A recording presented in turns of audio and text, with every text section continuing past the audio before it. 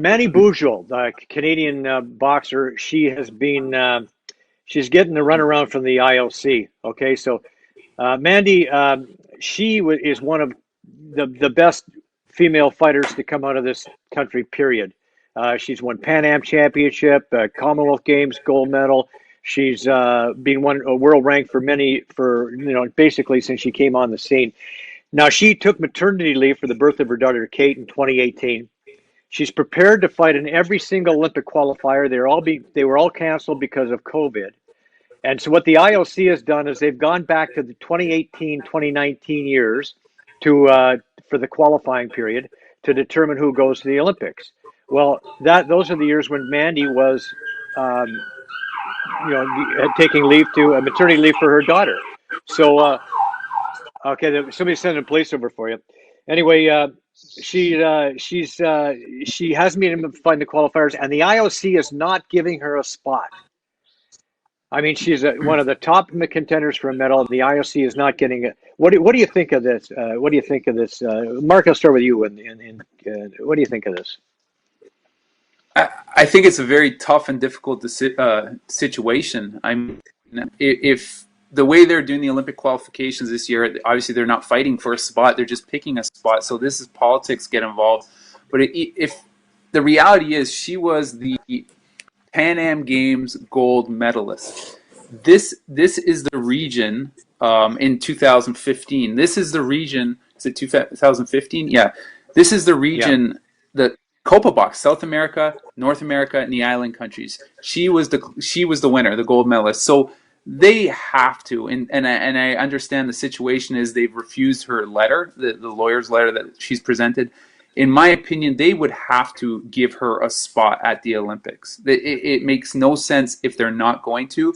Now, I don't think they've actually announced the final names, but they refused the letter that she presented to them.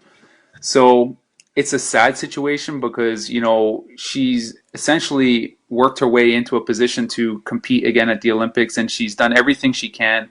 And due to the pandemic, she's not in a situation where she can fight for her spot. So I don't know. I empathize with her, and you wish maybe perhaps the Canadian cable would do something to help back her and get a spot too. But Spineless. I don't know. Yeah, it's a tough Yeah. situation. I mean, Boxing yeah, Canada has to get behind them for sure. Yeah. Troy, what do yeah. you what are your thoughts on? My thoughts are exactly what Mark says because when it comes to the Olympic Games or pretty much any games, but the any games like the World Championships, the Commonwealth Games, you want to be fighting against you want to be showcasing your skills against the best in the world. And if she's the best, one of the best opponents, I think she should automatically be in. She's won numerous tournaments, numerous fights. I think she should automatically be a shoo-in to be in the Olympics just because of her situation, and she's already done explained exactly what's happened, and coming off of her spectacular win, I think she should automatically be in there. And what are your thoughts on this, Ray? Well, ev- like I'm beyond biased. I have a hard on for the IOC after what they did to me when I was trying to go to the 2004 Olympic Games. For the record, for those who don't remember, I qualified.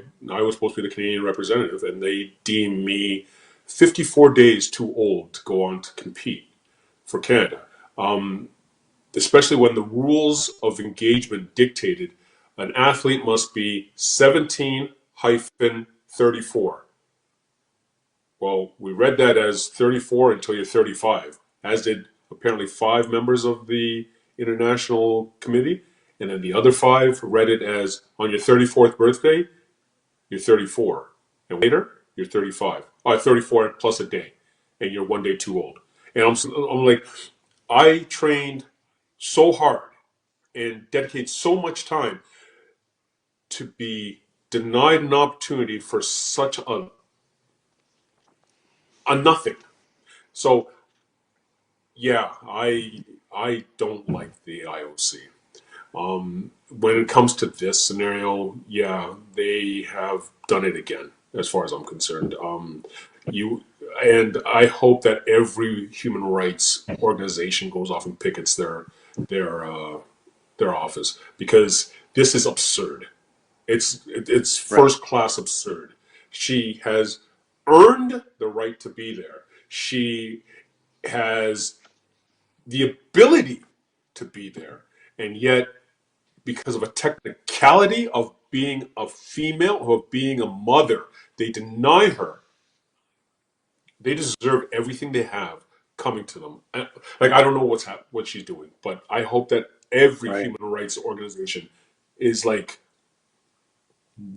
laser focused on ripping them apart. Well, that's that you nailed it. You really did because this is clearly a human rights issue, and she is being discriminated against, and it's just not right. And